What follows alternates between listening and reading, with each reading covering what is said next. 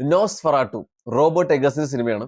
ആളുടെ ഫിൽമോഗ്രഫിയിലുള്ള സിനിമകൾ കണ്ട ആൾക്കാർക്ക് അറിയാം that is A master horror story teller. ദാ ഇപ്പോ നോസ്ഫെറാട്ടു 1922 സിനിമയുടെ റീമേക്ക് ആണ്.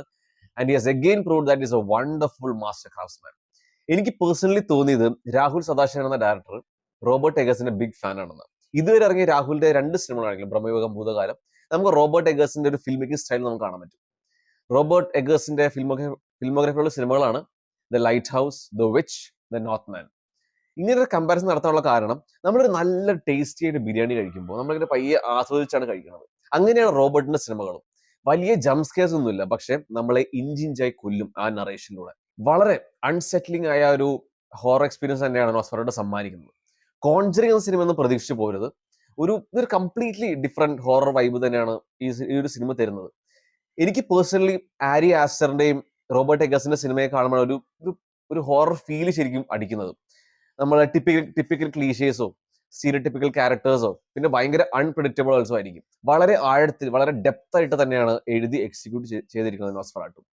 ഇതിന്റെ art department, costume design, set design, ഈ 3 വണ്ടർഫുൾ ഡിപ്പാർട്ട്മെന്റ് കൂടെ ഒരു ഗ്രേറ്റ് വർക്കാണ് ചെയ്തിരിക്കുന്നത്. So that we can be transported to the 1838 Germany. And cinematographer Jerin വളരെ അടിപൊളിയായിട്ട് ഇത് യൂട്ടിലൈസ് ചെയ്തിട്ട് നമുക്കൊരു ഗ്രേറ്റ് വിഷ്വൽ എക്സ്പീരിയൻസ് തന്നെ സമ്മാനിക്കുന്നത്. മ്യൂസിക് ബൈ റോബിൻ ഒരു ബിഗ് പ്ലസ് പോയിന്റ് ആണ്. നമുക്ക് അതിന് ശരിക്കും നമുക്ക് ആ ഒരു ഫീല് നൽകിയ ഹൊറർ വൈബ് നന്നായിട്ട് അടിക്കും. ആൻഡ് ഇതിന്റെ സൗണ്ട് ഡിസൈൻ, ഇതിന്റെ കളർ ടോൺ എല്ലാം ഗ്രേറ്റ് അടിപൊളി വർക്കാണ് ചെയ്ത് വെച്ചിരിക്കുന്നത്. ആൻഡ് നെക്സ്റ്റ് ഇതിന്റെ പെർഫോമൻസിനെ പറ്റി പറയുകയാണെങ്കിൽ ഇതിൽ 2 ഹൈലൈറ്റ് ചെയ്യേണ്ട 2 ഔട്ട്സ്റ്റാൻഡിംഗ് പെർഫോമൻസ് ആണ് by Lily Rose Depp and Bill സ്കാസ്ഗാർഡ്.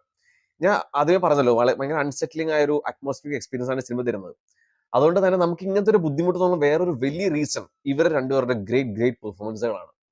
പിന്നെ നിക്കോളസ് ഹോൾട്ട് വളരെ നല്ലൊരു നാച്ചുറൽ പെർഫോമൻസിനെ കാഴ്ചവെച്ചിട്ടുണ്ട്. പിന്നെ Aaron Taylor Johnson, William Dafoe, Emma Corrin, Simon McBurney ഇവരും റെസ്പെക്ടഡ് റോൾസിൽ വളരെ നന്നായിട്ട് തന്നെ ചെയ്തിട്ടുണ്ട്.